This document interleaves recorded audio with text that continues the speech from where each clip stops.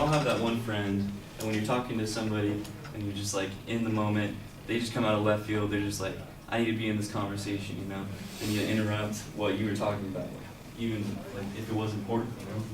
And my quote was, abhor the person who talks when you want them to listen. So I have 3 examples of this. One of my friends, he always does this. 2, in class, and 3, in the workplace.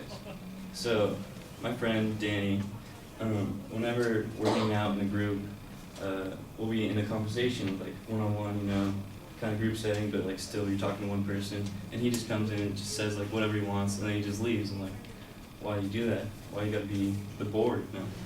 You gotta be into the conversation. You have to wait your turn, be respectful, and he just doesn't understand that.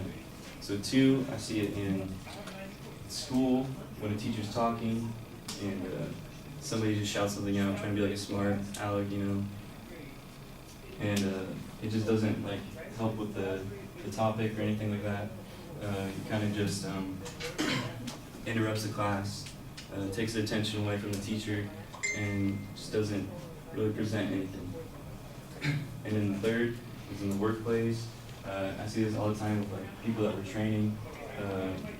When we train new people, you kind of like talk to them, you sit them down, you just keep talking to that person, and then you know, that person just like gets distracted or just stops listening and just looks away and just doesn't really learn anything. And you're like, I've already like sat down, I've already taught you this, and you didn't retain any of the information that I gave to you. So that's what I see in this quote. A bored person who talks to you when wanting to listen.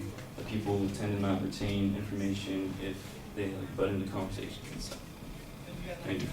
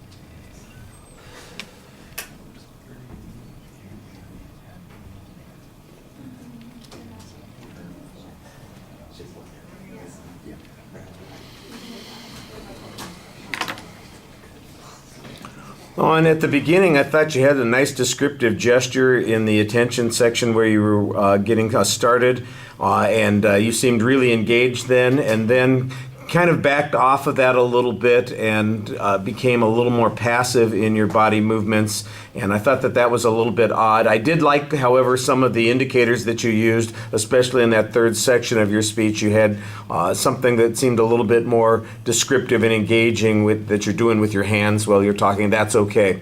The structural stuff is solid. You've got a good preview. The thesis is a little on the nose, but that's okay. We know exactly where you're going. At least you had a thesis, and that's fine. The content, it fits the points that you're talking about. I think it leaves you a little bit less to say than you probably want to have to say, and you need to be able to add some details. When you're telling a story, you want to make it a little bit more engaging. I mean, the fact that you've got a story is okay, but you want to make the story something that people want to listen to, and some details, particular incidents, something unique about those things. That's the kind of stuff that will make your presentation work a little bit better. The presentation issues, I've said it before, and you're just one of those people that's got kind of a quiet demeanor about him. I do think you need to pick up the energy level a little bit, and you have a tendency whenever you are hesitant to drop your voice. I think you'll notice it most at the end of the speech. It's like, I know I'm coming, I don't really have a good exit, so I guess I'm done. You know, and you could just hear the volume level of your voice dropping out, like it almost sounds like defeat, you know, and it shouldn't sound that way. You should be in more control there. The pacing, I think, is also a little bit problematic. It sounds like you're rushing through some of the presentation, and you can pace yourself a little bit more. Think about pay attention to the time signals that you get. And another thing, when you have some story development, you won't feel like it won't feel quite as much like you're rushing. On the other hand, like I said, I thought that you had very good gestures. There's very good eye contact with the audience. Like I said, I think the foot movement at the beginning was pretty solid, but after that it felt a little bit like you were wandering. That's maybe where your anxiety comes out in your feet and your voice. Not a lot, but enough that I'd say maybe that's the thing that you want to pay attention to. You're pretty solid, like I said, on the structural stuff. You do a good job on most of the things for the presentation. A couple of things that you need to work on. All right, thank you very much. Appreciate it.